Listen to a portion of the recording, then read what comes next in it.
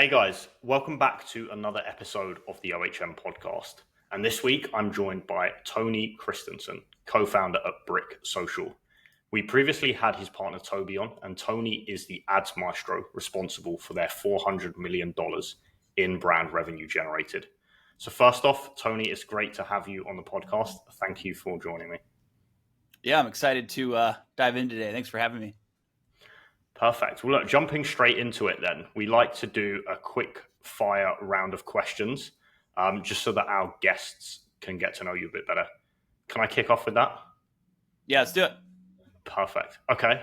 First off, what's your business name and your role specifically at the business? Yeah, so we're Brick Social. We're now known by the Brick Agency. I'm one of the co-founders, and my kind of role is head of marketing, sort of overall service delivery and focusing on that. If you had to describe your business in one sentence, how would you do that? Yeah, we scale brands with paid acquisition and creative strategy. And what's been the biggest win you've had in the business? A few come to mind. My favorite one is always just breaking brands all time, like records, year over year usually, which is awesome. So that's a huge one. I think the other one that shows just the quality of our service delivery is the amount of brands that come back and they've left. They've wanted to work with a big agency and then they find it's not as great at the end of the tunnel there and they come back and work with us. I think that's a huge win for us. What's your biggest business challenge or bottleneck currently? A few things there. I think for us recently, it's been finding the right talent. So kind of up-leveling talent. I think we've gone through a lot there recently, revamped a lot of our hiring process overall there. And I think we're kind of getting to a point now of positioning and kind of closing bigger brands and focusing on bigger brands and changing the conversation to what are they looking for and how do we approach them in a better way. Okay, nice. What's your scrappiest story at the business? I think for me, we had, like I said, we had some definitely on me too. I'm a very extreme ownership kind of guy.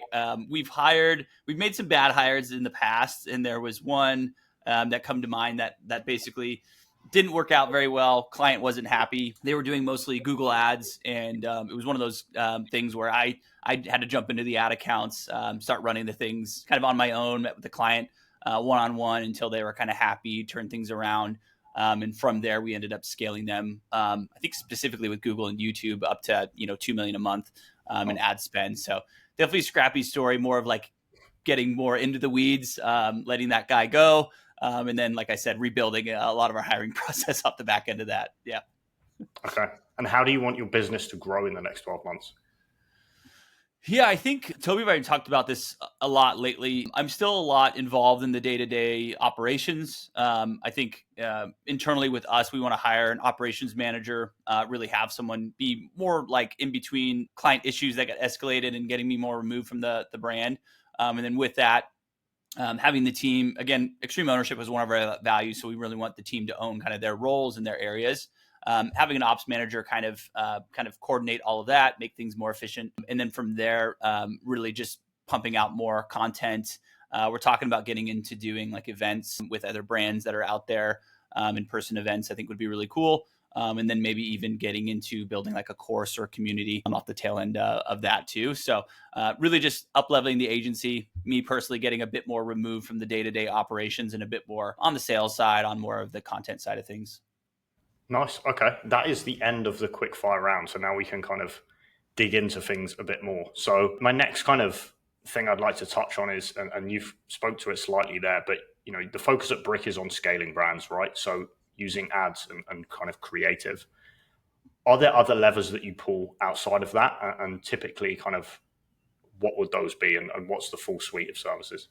Yeah, we're definitely, I think it's sort of an Achilles heel for us, but we're definitely not an agency. I think my biggest qualm with some agencies is they just run the ads and they're like, these ads didn't work. And they're just like, go try again, and they put it on the brand.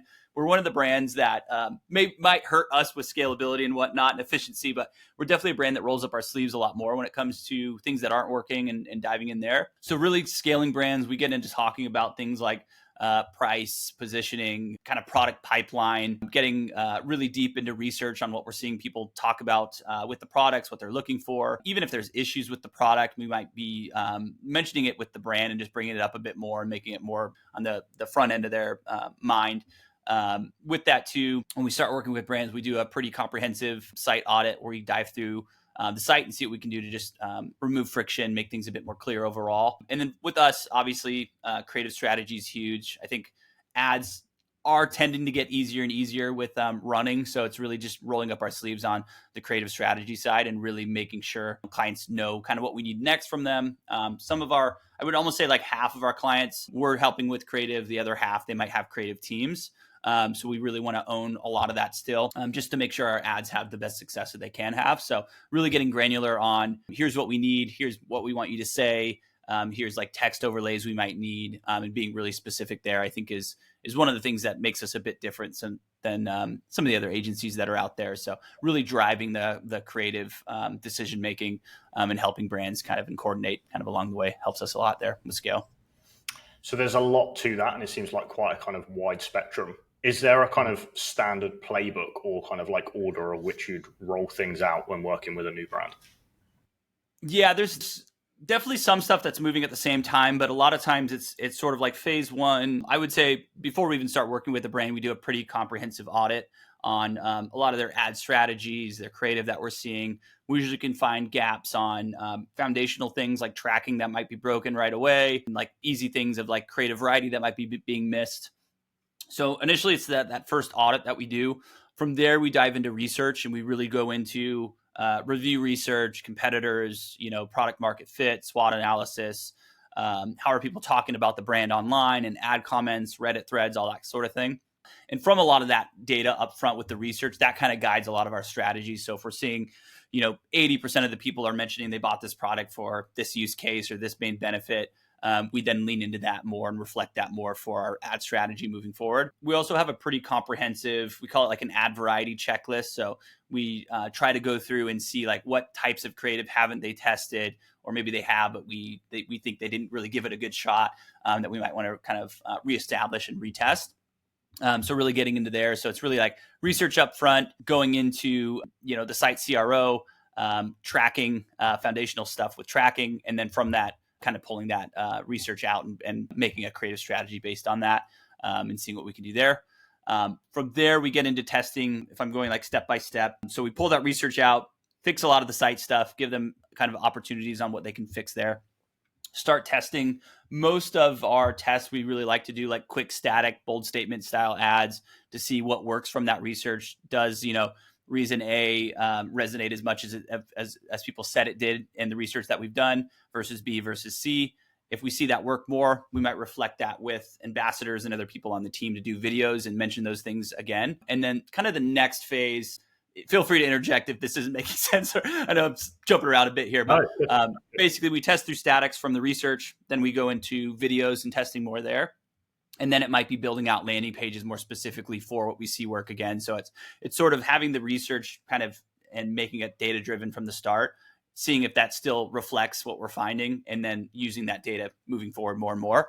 And then from there, building out, like I said, landing pages and things like that a bit more aggressively there. Okay. And you touched on this earlier, but you said you would also get involved with kind of offer, product development, et cetera, or kind of advising on that. What stage would that fit into this process? I would say most of our clients, especially now, we're trying to work with bigger and bigger brands. So it was definitely one of those things earlier. We might work with a brand and they needed a lot of help with this sort of thing. I would say it's a bit less of a priority now with a lot of brands, unless if they have like a new product or a completely new category they're trying to kind of throw out there now. So that would almost be dependent on when they're looking at launching a product. And it's basically that research that we do. Basically, when we start working with brands, we have about a week that we do that research process. Most clients in that week that we start working with them, they don't really have a new product launch or anything happening. They already have the business and they want to take it to the next level. So we'll work there. Usually what happens though is like we have another brand, I believe in January, they're launching a new product. So we sort of like redo all of that research process now for whatever that new product might be. And then we'll share that. What does the market look like for that? So it can be specific on products that they're wanting to launch and how things are looking there. And then we'll roll that out sort of when that time comes, if that makes sense. But usually a few months before that launch would be. It's a bit different there where it's not necessarily in our process with beginning brands or when we start working with brands. It's more later on when they're dropping a new product. We might, again, revisit research, redo kind of that whole process for that product. And they might not have data on that then if it's a net new product they're making.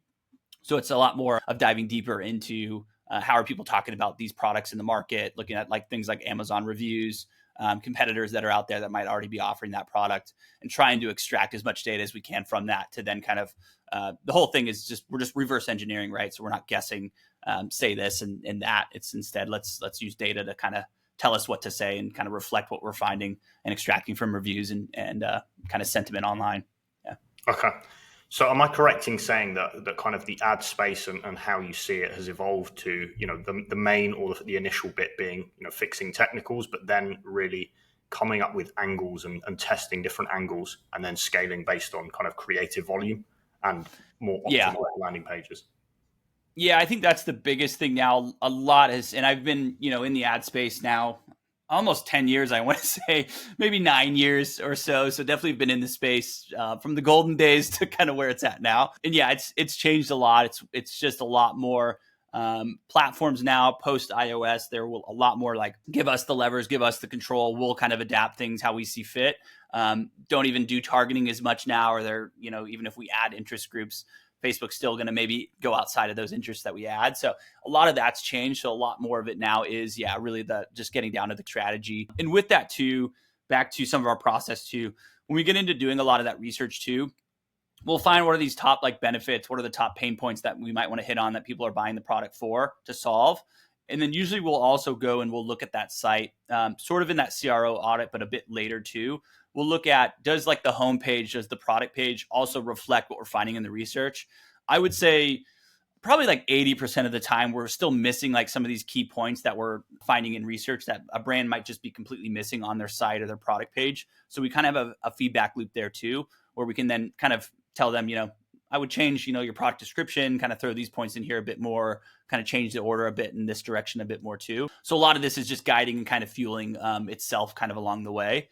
But yeah, a lot more of it now is, to answer your question, is really just getting into creative strategy and as deep as we can. I would say part of that too is looking at personas, right? Like, are we just targeting a certain persona, or is the brand just targeting a certain persona, but are we finding other ones and use cases that the brand hasn't even touched on that now we can open up and try to push and scale into more aggressively too? Yeah. Okay. And I know your focus is, scaling brands from 7 to 8 figures, and that's kind of the sweet spot that you play in the market. Is this the game plan for that to get them to that 8-figure level? Yeah, there's a lot. I would say, as much as I want to copy paste it for every single brand, it can be very different depending on the brand. So yeah, some of these brands we'll see like a newer brand we just onboarded. They've only been targeting a certain persona of like gym goers, fitness people, and it's a CPG product. But we're seeing like there's an elderly demographic that probably isn't as fitness related that they're just completely missing the mark on. We can do all sorts of stuff with ads, but then like the product page, the landing pages that they have, they're kind of still for athletes. So we know like they're just missing like landing pages for like elderly people that would shop this product. Even things like ambassadors that they have might not be matching and working out there too. So helping them kind of source and find new ambassadors, as well as creative and how things look might need to be a little bit different than some of the edgier, more athlete CrossFit looking stuff that they have. So it really can depend on the brand, but I would say, yeah, majority of them, it's really down to like, we need more creative variety. We might be missing certain like personas and audiences that they haven't thought of that we're seeing the research kind of suggest are there. And then looking at that bigger picture of like, yeah, does the site reflect what we're seeing there too? Do we need to build landing pages, or can we just fix some of the things on the site to remove some of that friction, or to attract the right people with kind of the right messaging in the right ways? Is it focus on one persona first, and once that's nailed and once that kind of is firing, it's then you start to add on others, or is it different? It's really, again, it's a case by case, I would say. It really is like, what are we seeing being mentioned the most? Let's reflect that and test that and lean into that the most. And then from there, we kind of get to like these secondary, tertiary kind of personas and use cases out there. But it's really driven by data. If we see, there's just one persona that's really like one use case. It's like, let's say it is like an athlete, they want better performance or whatever it might be. And we're seeing like 80% of all reviews are mentioning that. And we're seeing data with Google Analytics and age groups that kind of reflect that too. We're definitely going to probably put 80% of our effort there. And then when we get to scaling more, I would say 2-3 months out, we then look at, okay, is there this other secondary market we want to start testing a bit more and get more specific with? So it's really driven by data. Sometimes we do, though, we'll see like there's not one main benefit. For example, there's like 3 things and they're kind of evenly distributed. We'll then test those sort of equally, more aggressively at the front end, see what works. And the other part of it too, it gets complex pretty quickly, as you can imagine, but it's really like reflecting what we see. So if it's like 3 things evenly split, we'll try to test those pretty evenly up front too. And then we might see one of them. Sometimes you might see point A, maybe the data is just a bit more biased because the brand keeps saying it on their site. They keep saying it in emails and stuff like that. So people are saying they love this product for XYZ reason. But then we're trying to illustrate with that with ads and bold statement statics and things like that. We might not see audiences respond to that as well. So we might then move down to point B or point C. So it's really just getting into what are we seeing the data show the most? Let's lean in that direction. And then let's kind of reflect and see if that kind of actually was there and actually resonated. And if it didn't, we'll just kind of move on to kind of the next phase, which might be that point B, if that makes sense. So similarly with personas, it does a very similar kind of process of what are we seeing mentioned the most? Are we seeing these other targets and these other groups if we dive into the data a bit more? And then if we are, then okay, let's lead into that kind of with these next phases that we roll out. Okay, and we've talked there about kind of brands going from 1 to 10. How should they go from 0 to 1? So like to set them up for the best chances of success before coming to you, what should they be doing? Oh, that's a good one. I think the biggest thing, there's a lot here. There's a lot of like foundations I feel like that are broken with a lot of brands where even like they might think they need ads right away, but maybe they're just foundationally not even where they need to be. I think a lot of it to me is like site cleanup stuff. I think there's a lot there we always find for every brand of just like, and it's easy to have your own site and get married to it and just forget like, oh, a new customer doesn't know your lingo or doesn't understand what this means. Like an easy one I see all the time is there's a lot of brands, their main menu navigation. It's almost like the name of their product might be the main menu navigation. And it's like, if there's a new user that comes to your site, they have no clue what that means. Or you try to make like clever brand lingo. And again, like a new user has no clue what that means. So I think there's a lot of like really basic things of just like, what is your brand? Who do you serve? What makes you different? Why should we trust you? And then what do you offer? And making that as clear as possible, I think is like the ground one level thing that I see like a lot of brands still, even like the big brands that we work with, I think a majority of them still need like little like improvements there, even on like just basic questions of like, what's the size of it? Or like how many products are included if it's like CPG, per box or things like that. Basic things of like ingredient lists or the USPs of ingredients and things like that you might have too. Similar thing with products, I might see like, what if it doesn't fit? What if it doesn't work out? Like answering all these questions. So I think the biggest thing I would say for most of those brands is like, look at your site. And I would almost say, have someone else do it. Like get your friend, your mom, whoever, and give them a task like, hey, try to find this or try to check out or like, and have them talk through like looking at their site and clicking on things and navigating.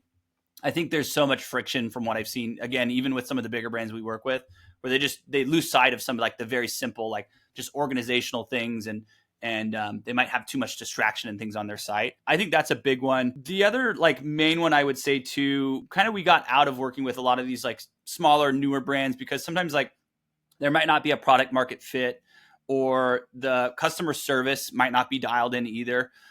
So we really want to see, and I would really encourage everyone like that's starting out from that 0 to 1 phase of like really listening to your customers, talking to your customers, really having like really great customer service, like way over deliver. If there is a mistake or whatever, like make it right at the end of the day, no matter what. Because a lot of that does resonate with people and that message, quickly exponentially kind of impacts more and more people. So really getting to the bare bones of like, what do we offer? How does it stand out? Showing up to your customers. If you know there's issues, like own them, do what you can to fix them on like next iterations of your products. I'd say those are the main things is like bare bones, I would say like make your site easier to navigate. With that too, I think really getting to the USP of your brand, what makes you different, what makes you stand out, and then really owning client communications, customer service, and making sure that's really dialed in can help out the most. I think it's very simple. I feel like in a lot of ways it sounds very simple, but I think sometimes people just miss that and they just want to start ads and they're going to get even more customer support tickets, or they want to start ads because their product isn't selling when maybe the product market fit isn't there. They haven't even done their positioning very good yet. And that's just, again, going to amplify crap that might already be there. So it's really just getting down to the foundations and just making sure it stands out, it's good, it's clear, then you're showing up and supporting those customers. Okay. I like that answer. And there's two things you raised there that I think are very interesting. So one is, how do brands know when they've achieved product market fit? And then two, you mentioned maybe like, and I'm not sure maybe if I misinterpreted this, but you said about validating with organic traffic and maybe not going straight to ads. Is that correct? And is that what you kind of recommend initially? Yes, I think, there's a lot there. Sorry, what was that first one? I know the second was validating product market fit. So how do you know when you've reached product market fit or if you have it or not? Yeah, I think to me, product market fit is like finding your conversion rates are there. People are coming back and buying. I think you overall see growth with the brand, with your sales. It is tricky. I think it's, again, I'm like a paid ads guy, so it's hard for me to say like, you could do a lot with organic and things like that. I think there is a path there, but I know there's a lot of brands too. They raise funding and there's a lot of those brands we work with where they're kind of dumping money to do the acquisition up front and like expediting a lot of that. I would say I would still encourage most brands to really dial in and try to figure out organically as much as you can. I think there's a lot of like vertical video things that you can do now that can just help you and like save you so much more money. It really depends on your risk and how much money you want to kind of dump into learning, because that's ultimately ads are just, you're just learning and paying for learning faster, right? So I think it really just depends there on your appetite for that and the risk and how much you want to spend into learning with ads. But I think there's a lot that brands can do through like things like TikTok. I would say all the vertical placements. I'm actually testing a lot of it right now. Like my dog, for example, I'm pumping a lot of content out with him right now. And I think just the last week or so, I've been putting out videos of just my dog and trying different things. And I think I've reached, I don't know, probably 600,000 views organically for free, basically. So there's a lot of things like that like, yes, you have to crack it. You have to learn how to make content that grabs attention, but it can kind of like unlock a lot for you. You can learn a lot from it. And then ads can just amplify what you've learned. So most of the brands, even brands that we talk to that were like, yeah, it's not a good fit, or they're not wanting to spend the amount of money that we're spending on ads. Most of them, I'm like, just still test stuff organically. Vertical videos, I would say, is like the biggest, like, I don't know. It's almost like the olden Facebook ad days where like it's still giving you a ton of free exposure. You can still learn a lot there. So trying to dive in there, I think could be really good. But yeah, product market fit is an interesting one. I think I'm maybe not the best person to talk about that, because again, now we're kind of like past that point with a lot of the brands where they've already kind of figured it out. I would say some of the things that we look for though that kind of tell us that they figured it out is, like I said, sales are usually going up. We usually see people loving the brand. We start to see almost like communities being built, followers growing with different pages that brands have. Retention, people are coming back and wanting to buy more, which is showing there's sort of nice product market fit. There's good quality of the product there versus things that are stagnant and things like that. You'll see like sales are struggling. So I don't know if I'm the best to answer some of the product market fit stuff, but I would say, a lot of what we look at is, again, retention. Your conversion rates tend to be better. And you're seeing growth kind of continuously kind of climb because there's a need for what you're offering out there. I know. I think they were good answers. On the media buying side, which might be kind of more up your street then, how have we seen Meta change over the past few years? And I guess my question is, aside from this process of, giving it creative and a lot more of that, what else has changed on the platform? Yeah, I think there's been so much. They're leaning into a lot of these like AI optimizations, and they're almost like forcing them down our throats, which I love and hate. Things like now we can duplicate an ad and we might have all these like AI optimizations off because we don't want Facebook to try like the color pink with some of our men's clothing brands. But we'll duplicate an ad and Facebook will like turn all that on again and try to like do all this AI, like we'll change the background, we'll add music. That's been one of the things I don't like. A lot of the change too is it's this post iOS stuff. So like data is a bit more delayed. It can be a bit more delayed. It's way more estimated now. The golden years of Facebook ads where you could like scale really aggressively for a sale in like one day, like Black Friday, we used to like check minute by minute, in platform and see what things are doing. And it's very granular and perfect. It's just not that way anymore. So it's really like you have to look, you have to use, we really love using like third-party attribution tools. We use Triple Whale a lot.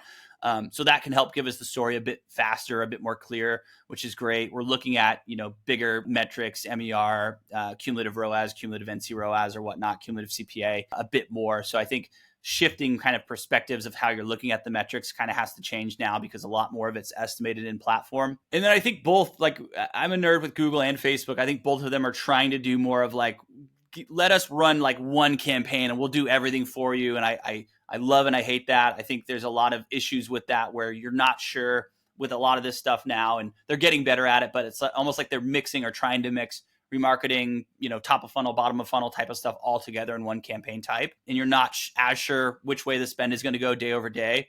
We see that a lot on the Google side, even with PMax, where it's trying to do like some wonky stuff where they're kind of wanting us to give them full control. But I think me, and just because I've been in the ad space for so long, I don't necessarily 100% trust a lot of that. But they are both, Google and Facebook are rolling out more tools to see breakdowns and things like that. So it's sort of becoming better. But the biggest shift I would say is, like the complex campaign types that you could have had, we would have had a winner, 6 years ago that we could duplicate, into 20 new campaigns and just keep scaling it and duplicate an ad 5 more times. And it would just work. You just can't do that now anymore.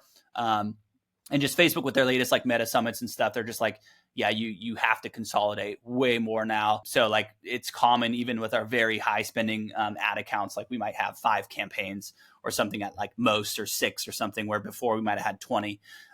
There's some exceptions. There's things we try to push here and there and constantly test, but a lot of it's just like consolidating a lot more. Way more of like targeting is a factor now. It's like interest, lookalikes. We still love testing them. I think we'll never like go away from testing a lot of this stuff to see if we can find pockets, but a lot of it now is just like do broad targeting. Or even if, like I said, if you do interest targeting, they're going to force it to go broad anyway. We see that with Google too. They're doing like optimized targeting on a lot of campaigns now, where we might put an audience in. They'll say, you should probably do optimized targeting. We'll help it out. We might see like 80% of the spend going to this optimized targeting. So it's really letting the platforms kind of do their best now, because there's a lot less data for us to see, and for us to see as fast as we could have seen now. So it's more relying on them to kind of figure out a lot of this a bit more. So it's a bit less of like the button pushing, like sciencey side of cracking it in different ways and whatnot, and more into like, let's rely on their algorithms and have them sort this for us as much as possible, which goes back to now we need to focus mainly on the creative and what we're feeding kind of the algorithm and the system, and trying to kind of give it more variety there so it can win in different ways as much as possible for scale. Yeah. Okay. So scaling is kind of simplicity and then feeding in the creative and let the machine kind of do its thing. Yeah, I'd say a lot of scaling now is almost kind of what we talked with like personas. It's more like, instead of, I think to me, scale is ultimately like trying to hit different personas, trying to get video and images to work, and then different types of those videos and images, like more variety, essentially is like enabling brands to scale, as well as like getting into more products, obviously, and cracking more products for a brand and an ad account. The more we can do that, the more we kind of achieve scale.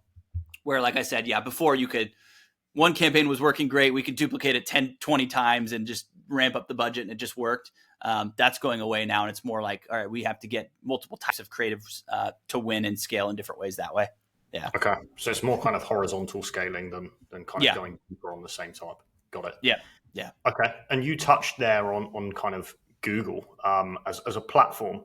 I guess before we get into that, what are your thoughts on kind of scaling with one platform? And are you a kind of like meta first kind of thought process? Like what do you think around that? Yeah, we have a lot of very interesting brands. I would say most, yes, I would say Facebook scale. The exception is there's brands that might be more seasonal or might have specific, like we work with a brand, they sell a headrest for very specific chair type, right? On Facebook, I can't really target people that own a chair type as much anymore because it's way more going broad. So in those cases where it has to be more kind of search specific or audience specific, I might be able to scale a bit better with Google. Google, you can still do really cool targeting with like people's Google searches. You can then show a YouTube ad to or a display ad to if someone searched for this model of chair, for example. So that could be really good to scale and try to achieve scale with like a Google or YouTube. Facebook, I would say majority of like that's where I would spend most of my money for majority of brands, with the exception of these interesting ones that targeting might be a bit more not as great, not as optimized on Facebook. So then I would do more of a Google, YouTube, like this specific case here. Where we just can't. More of like we're targeting a very specific audience type. They need to have a type of car or type of product that we can't figure out on Facebook. I would then do Google a bit more. But like I said, majority, I would say 90% of our clients are like, we're pushing Facebook the most. Yeah. Okay. And for those brands specifically where it's Facebook first, do they reach a certain level where you're like, at this point, guys, we need to start adding on, other platforms? Yeah, I think so. Definitely. With some of the issues with like ASC campaign types, some of these like newer campaign types, we're seeing like frequency numbers on some of them start to go up a bit more. So where it's like Facebook's almost like struggling to find like net new customers or prospects to target. So then I always love running Google in conjunction with Facebook for pretty much every brand. Like I think there's still a lot of kind of synergies Facebook and Google have with each other that we can kind of clean up with Google and vice versa. They can just help each other and lift each other up. So I love running both of them, but I think there's sometimes a point where Facebook, we're scaling and we're pushing it more aggressively. We're getting to like hundreds of thousands, millions a month. It gets to be sometimes like trickier to get net new people into the funnel. So that's where I would look at like some of these other platforms like a TikTok or even Google, looking at like scaling YouTube a bit more aggressively. Attribution is a lot, harder to look at with things like TikTok and YouTube. So it gets a bit trickier, but just looking at it more holistically on like, how is our net sales lift looking like? Are we able to still push and see a lift? Then I would go more into that territory. So okay. We usually will push pretty aggressively into Facebook until we start seeing like, we're having issues with frequency numbers starting to climb. We're trying to get net new people and we don't seem to be, getting the incremental sales lift on pushing Facebook more because we're just hitting the same people. Then I would kind of introduce a bit more of these other platforms, to try to get net new people kind of into the entire ecosystem. Okay. And at that point or before that point, are you also starting to tap new personas on Meta? Yeah, at that point, when we're scaling more aggressively, we're definitely getting into sort of like I said, our first phase is really like what are the main like benefits that we're really seeing people resonate with, and then from there we're getting more into like videos, we're going more into landing pages, and then it's sort of like, what do we have here? Can we keep pushing this? If we start to see there's some other audiences we think kind of will be a good audience to target, we'll start throwing them into the mix. Definitely before we get into scaling on another platform or trying to push like YouTube or TikTok, for example, we usually will do a lot of that persona testing and trying to horizontal scale more aggressively on Facebook because we can do a lot of it. It's not like some of this stuff takes forever. Like we can do a lot of, depending, I guess the exception is like that, CPG brand I mentioned where like, okay, the site might not be made for that persona we're targeting. Okay, we have to build a new landing page. That's going to take a bit more time, but typically we can still test quite a bit. If it's not that case, and we could just make quick like static ads, see if it resonates, and do a lot of that and move pretty quickly. In a week or so, we'll kind of know like, is this working? Is it not? And then see if we have something there. So we move pretty quick with a lot of this stuff. It's not like it's going to take like months to build out some of this stuff. Some of it we can just get quick statics made real quick and launch them like next week or tomorrow or whatever. So it could be pretty quick kind of along the way. Yeah. Okay. And then for the other kind of, I guess, brand type that you mentioned, where it was product specific or, you would go Google first. How do you scale that beyond the kind of initial success that you have on Google? Yeah, and Google is very tricky with scale. It's more honestly looking at YouTube and trying to push YouTube more aggressively. You can get into like landing pages and things like that with YouTube as well. Display, I don't really see working as well, I would say, when it comes to like scaling, but I think YouTube is kind of the best bet there. So it's really building out like the foundations, making sure like our campaign types are running really smoothly, but it really is like demand capture on most of your Google campaigns. So when we're really trying to scale, it's just going more aggressively into YouTube. Like what can we make visually there You can do a lot of like vertical placements there too, which is really cool. We share internally with our agency Facebook winners. We'll move them over to like YouTube or our PMAX campaigns and test them more there too.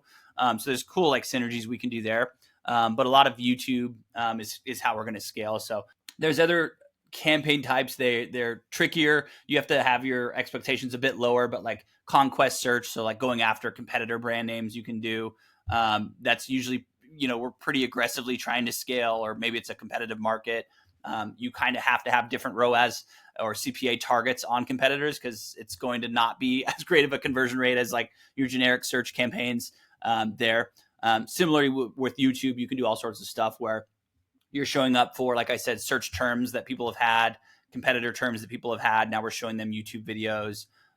People that are like mentioning our product or mentioning reviews on channels, we can show up there. So mainly I would say YouTube is sort of that way of doing it and achieving that scale. But a lot of times, even using like a Triple Whale and all these other platforms, like your attribution on YouTube is a lot trickier, because I'm there doing like a DIY project or something, and I see your ad pop up. I'm less likely to click on it and buy right away. So you have to look at sort of like the net sales lift and how's that looking if we scale YouTube really aggressively. Are we seeing that kind of hit our overall Shopify sales, and seeing those numbers go up? Okay. And then just bringing it back to the creative. So I'd like to dig into the process behind this. So I know we've talked about kind of the initial research phase. Once you've done that, what does the process look like? And I'm thinking things here like, how are you structuring the videos? How are you kind of, bringing in feedback and having that feedback loop from media buying results? What does that look like? Yeah, there's a lot of moving parts here. I think up front, a lot of it, like I said, it's we're getting the research, we're then testing with a lot of statics initially. So instead of like paying ambassadors or whoever we might have to source or whatever, or some of our brands have their own ambassador teams and things like that.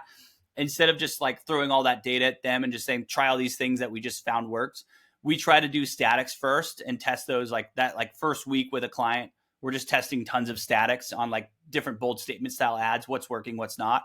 From there, we build that out and we say, okay, this is working. We're stress testing it. It's scaling. Cool. Now let's send that out to ambassadors, like hit on point A, B, and C, because we're seeing that work really well. So that's kind of how we do that. There's a lot into the creative process too. Like we're really thinking about like what types of creative have they tried? And so again, like that ad variety checklist that we have, what have they tried? Have they tried like founder videos? Have they tried like unboxings, product demonstrations? So sort of like the hit list that we have of like variety. Are we missing certain things that they just haven't tried at all? Also in this part, there's again a lot of moving things that are going on. We do a pretty extensive analysis on like hooks in the ad account that have worked. We look at like drop off points in videos, click through rates, performance overall, and see, can we kind of iterate what they already have and test in different ways? Can we get like a hook that worked really well and try it with the tail end of this video that worked really well and kind of modularly fix things? So a lot of it's like moving parts at the same time, but I would say mainly it's like research guides, our static creation, which then we stress test. If it works, we test more with videos and iterations, depending on the brands. Like this newer CPG brand we're working with, there's a lot going on at the same time. We're doing all of this like bold static tests. We're writing briefs for creators on like gaps and things that we might see that we need more of that they don't have. We're iterating on things that have worked before and seeing what we can do to just make those better. And then sort of pushing it further and further along. We're looking at like other things that are popping up, trends. I'm looking at like ad comments of like FAQs or like commonly questions that people haven't answered that then we can illustrate with the video and try to test those in different ways. The feedback loop is quite often too, usually kind of internally, we have a lot of feedback that we're doing internally, but mainly like we have a pretty big call on Tuesdays now where we dive into here's like what we're testing, here's what we're seeing work, here's what we need next. And then our creative strategists will go and write new briefs and inform ambassadors and things like that to make the next versions of creative from there. And then a lot of times too on our client calls, we're going over a lot of this as well. And then we do like Friday write-ups and we'll kind of touch on here's what's working, here's what we're kind of testing next, and here's kind of what we might need from you kind of moving forward. So a lot of moving pieces kind of going on at the same time here, but a lot of it's kind of driven by what's the data showing us? All right, what do we have for new ideas moving forward? Most of that's driven by, okay, we've seen this mentioned in ad comments, or we've seen use cases of people mentioning this in reviews and things like that. So let's try that in different ways. If I answered that clear enough for you there. A lot of moving things, yeah. It sounds very chaotic. How do you stay on top of like organizing all of that and getting the results and kind of looking at them? Yeah, so in that like creative call, a lot of it's like we're just going through priorities of clients. So what do we have like coming up? Do we have a new product launch? Okay, what are we going to do for creative for that? Another brand, okay, they're doing great. We're scaling great. Awesome. How do we continue to scale? What other ideas can we get based on that? And then looking again at like what's working, what's not working. A lot of times if we are testing, and I would say, I think the easiest answer for this is like we have like a testing log, and it's basically here's our hypothesis on Facebook ads of what we're going to test this week. All right, let's do it. And then we basically fill that out. Did it work? Did we stress test it in the campaign and spend more there? Are we now moving it to a scaling campaign? Is it working there? So we have that feedback loop internally, but then kind of along the way, it's with those hypotheses. Okay, if it didn't work, why do we think it didn't work? Do you think it just wasn't executed well? Do you think there's still something there we can try a new angle with, or a new twist, or new ad variety type instead that we can amplify that image or video and have it work? And then we just move along from there. But a lot of it's just like a testing sheet of here's our hypothesis that we have for this client. We test it for the week on Friday. Did it work? Did it not? Okay, it didn't. Was it more execution, or do we think it was actually the brand kind of that benefit or whatever didn't resonate? Okay, cool. Let's move on to the next one that we see now. And some of it, like I said, a lot of it I try to be as data driven as possible, but sometimes there is like a gut check too of like, oh, we think, our gut is showing us like if we did this, it would probably crack it a bit more than like we're now on like benefit number 7 or something like that. Like, okay, maybe we need to look at like a new persona now, and we're starting to see, okay, elderly people are mentioning it or whatever. We're seeing some data on them. Let's do that. And then with that too, we're talking with brands quite often too. And some of our brands, they have like really cool like Slack feeds where they might update reviews as they get them into like a Slack channel. And then we can see like, oh, this like new 5-star review mentioned this. And we might look at things like that and be like, oh, cool. Let's like run that as a new angle too. Another one of our brands, the founder is always calling customers and talking to them, and he's giving us that feedback for new angles. So we're constantly like getting new inputs too of data kind of along the way too, and then throwing those kind of into the mix as well. Okay. Is it as simple as the more kind of tests you do, the faster the brand scales? Yeah, I think so. Yeah, I think it can get to be that. Sometimes it can hurt testing too aggressively too. You kind of have to look at it like, again, like we're spending money on ads. We're spending for the learning too. So sometimes you might look at it that way too. But yeah, I would generally say the more we can test, the more we can learn, the more we can kind of grow faster with a lot of this. Yeah. Okay. And then before we kind of round this off, I guess I had a kind of general question outside of kind of what you do.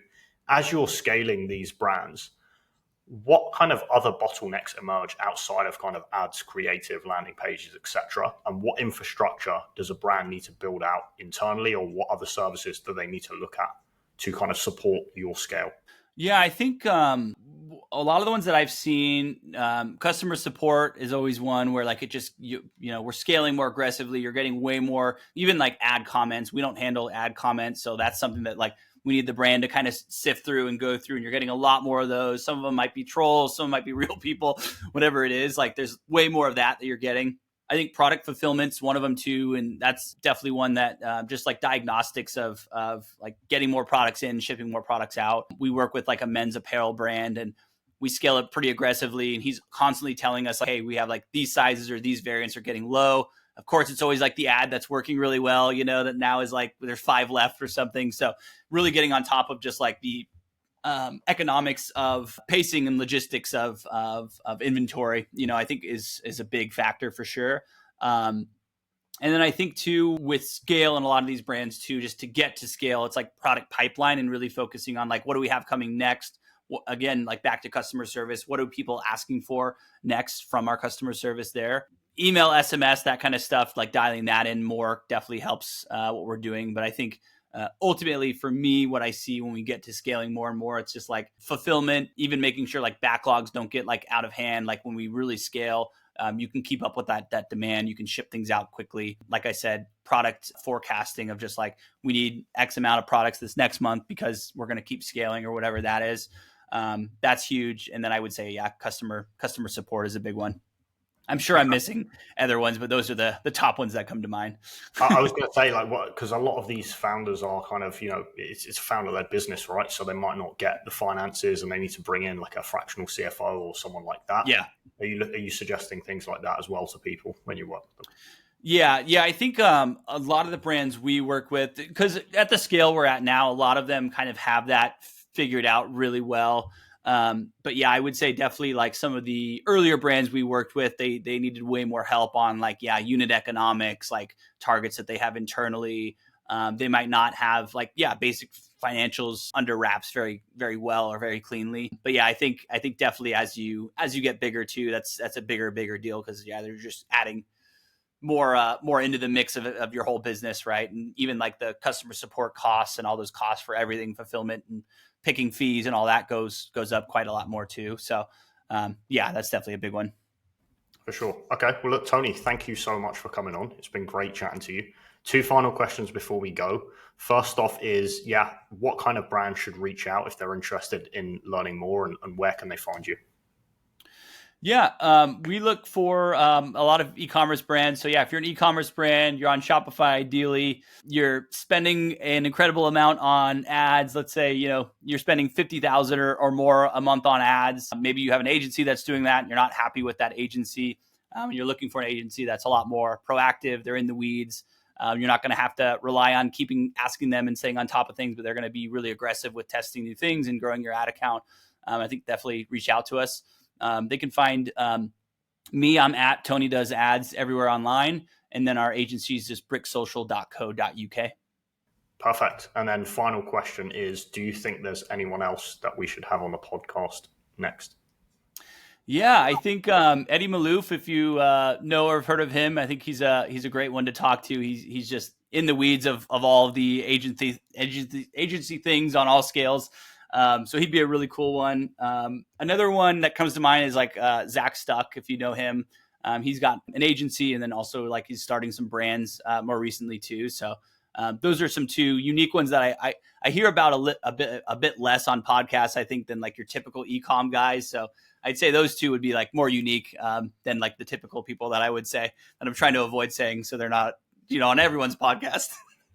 Perfect. Well, Tony, again, really appreciate you coming on. Thank you. Awesome. Yeah, thanks for having me.